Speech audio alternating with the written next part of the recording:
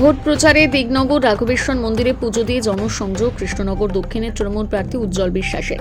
কৃষ্ণনগর দক্ষিণ বিধানসভার দিগনগর রাঘবেশ্বর মন্দিরে কর্মী সমর্থকদের নিয়ে পুজো পাঠ সারলেন তৃণমূল প্রার্থী উজ্জ্বল বিশ্বাস। পুজো দেওয়ার পর স্থানীয় এলাকায় ভোট প্রচার ও জনসংযোগ করেন তিনি। রাঘবেশ্বর মন্দির এলাকায় মোদকপাড়ায় পায়ে হেঁটে তিনি নির্বাচনী প্রচার সারেন। এরপর জাহাঙ্গীরপুর এলাকায় এক নির্বাচনী কর্মী সভাতে অংশ নিতে দেখা যায় তাকে।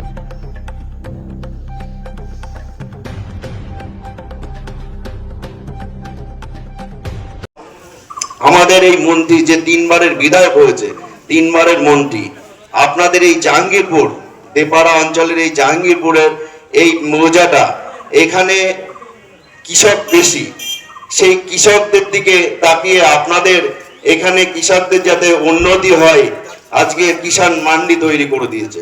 এটা কিন্তু এই মৌজার একটা বড় পাওনা দেপাড়া অঞ্চলে। এবং তার সঙ্গে সঙ্গে রাস্তাঘাট কিন্তু খারাপ নেই। আজকে আপনাদের বোঝার দরকার আছে যে এই দেপাড়া অঞ্চলটা বিজেপির আন্ডারে আছে। আজকে বিজেপির পঞ্চায়েত, আজকে বিজেপির পঞ্চায়েতে আজকে মেম্বার এখানে দু একজন আছে হয়তো মেম্বার বিজেপির।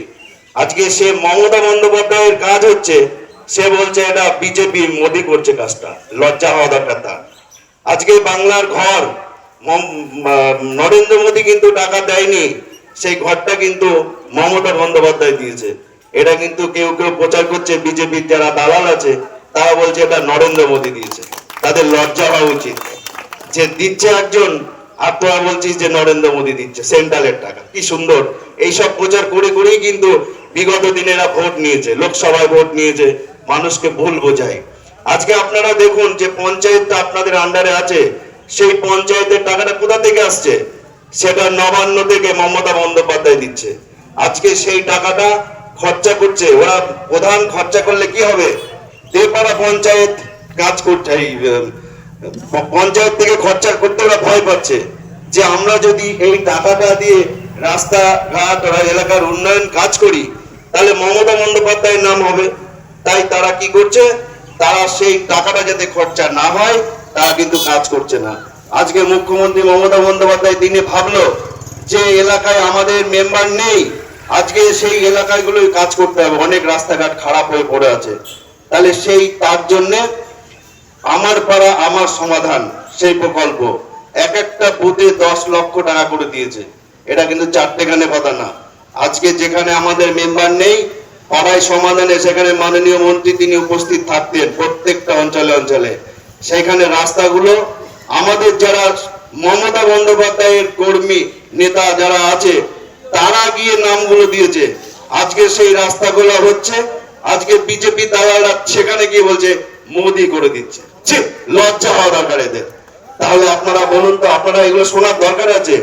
আজকে এই জাহাঙ্গীরপুর, আজকে আমাদের ঘোষ সম্প্রদায় এবং এখানে কিছু মাইনরিটি সম্প্রদায়ের মানুষ আছে, এদেরকে বোঝা উচিত।